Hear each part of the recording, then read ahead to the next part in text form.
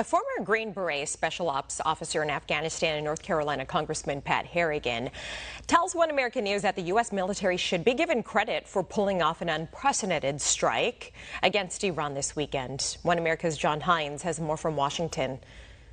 We are speaking with North Carolina Congressman Pat Harrigan, a member of the four-country caucus, which is comprised of Iraq and Afghanistan veterans in the House.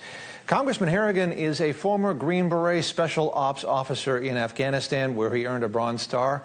Now he serves on the House Armed Services Committee. Congressman, after the success of the U.S. military operation in Iran, how confident are you that Iran's nuclear program has been eliminated?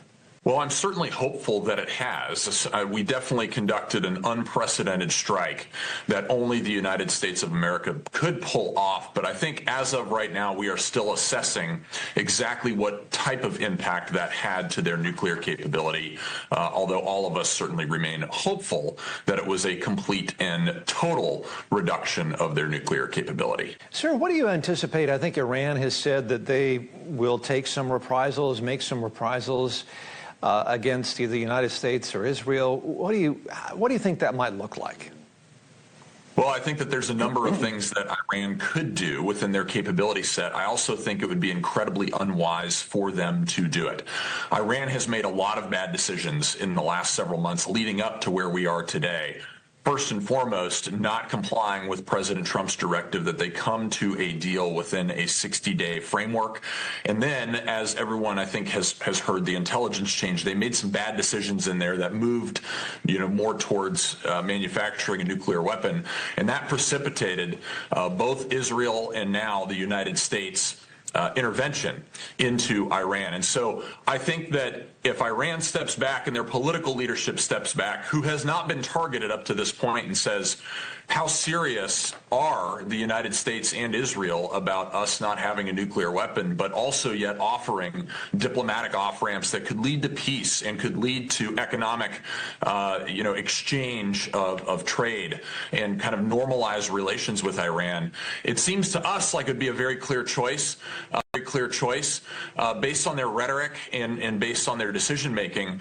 That might not be the case. And if they decide to lash out here and respond against the United States of America, either its citizens or our military troops in the region, I think President Trump is going to respond very forcefully to that. Congressman Harrigan, I know that you are a member of the four-country caucus. This is Afghan Iraq veterans.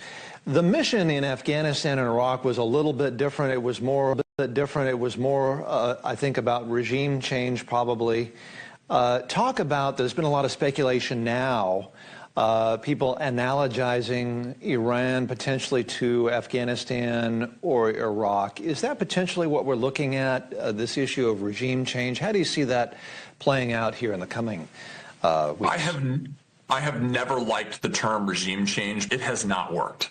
And I really get frustrated with a lot of our more senior senators and some, senior are talking about this willy-nilly. The reality is none of the people that are talking about regime change have ever had to live with the consequences of their decisions in Washington, D.C. Sir, I know that President Trump, when he was campaigning, and his last to be elected president this time, was very clear about saying that Iran can't have a nuclear weapon. Do you think that that is a reasonable policy? And why is it, perhaps, that other nations don't seem to be as vocal in articulating that same policy?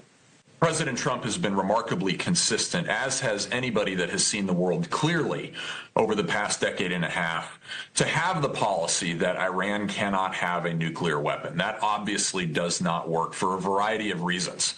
But I think that a lot of countries aren't really communicating this clearly, quite frankly, because they don't have an ability to deal with it like we do in the United States. I also don't think that they have leaders who are as bold as President Trump and actually willing to step forward and make very difficult calls. And so I think for all of those reasons, you've got somewhat of this, nebulous communication going on around the world. But I think President Trump, the United States of America, once that decision was made, is incredibly resolute about this. And the only thing that's left is America winning and America accomplishing its strategic interests. period.